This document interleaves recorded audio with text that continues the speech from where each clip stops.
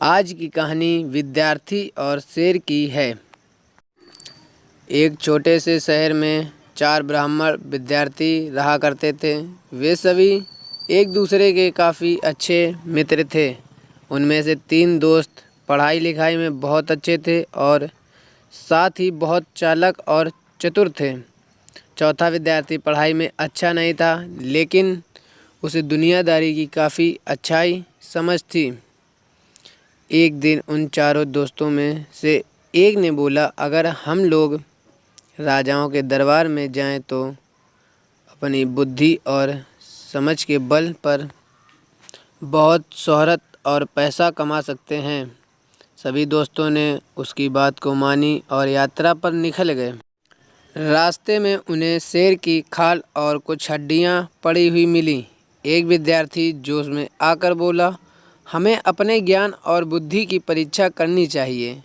चलो इस शेर की फिर से जीवित करने की कोशिश करते हैं। उसने बोला कि मैं इसके कंकाल को ठीक तरह से व्यवस्थित कर सकता हूँ। फिर दूसरे दोस्त ने बोला कि मैं कंकाल में मांस और खून भर सकता हूँ। और इसके साथ तीसरे विद्यार्थी ने भी सेकी बघारी और बोला कि मैं इसके शरीर में जान डाल सकता हूँ और यह मरा हुआ शेर फिर से जीवित हो जाएगा।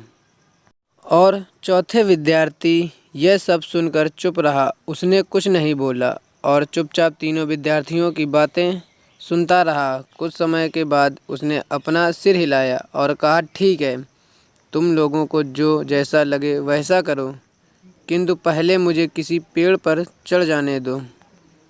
तुम लोग बहुत होशियार हो, मुझे तुम सबकी बुद्धि और ज्ञान पूरा विश्वास है। तुम लोग इस मरे हुए शेर को अवश्य जिंदा कर लोगे और शीघ्र ही यह मरा हुआ शेर जीवित होकर दहाड़ मारने लगे।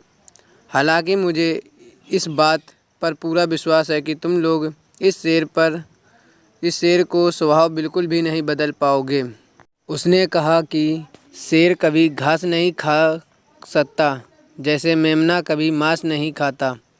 बाकी सभी विद्यार्थी उसकी बात सुनकर हंसने लगे और उससे कहा कि तुम डरपोक हो, क्योंकि तुम्हें अपनी जान गंवाने का डर है।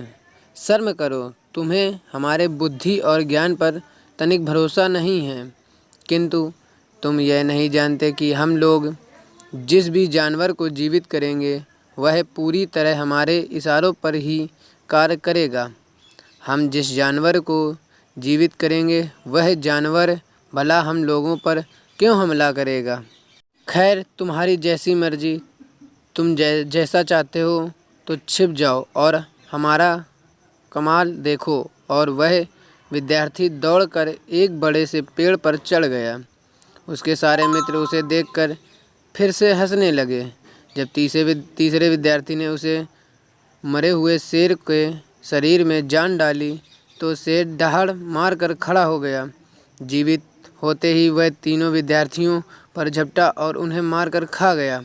चौथे विद्यार्थी ने ईश्वर को धन्यवाद दिया और कहा कि उसने उससे दुनियादारी की इतनी समझ दी कि उसने ईश्वर और उसके बनाए हुए प्राणियों के काम में दखल नहीं दिया।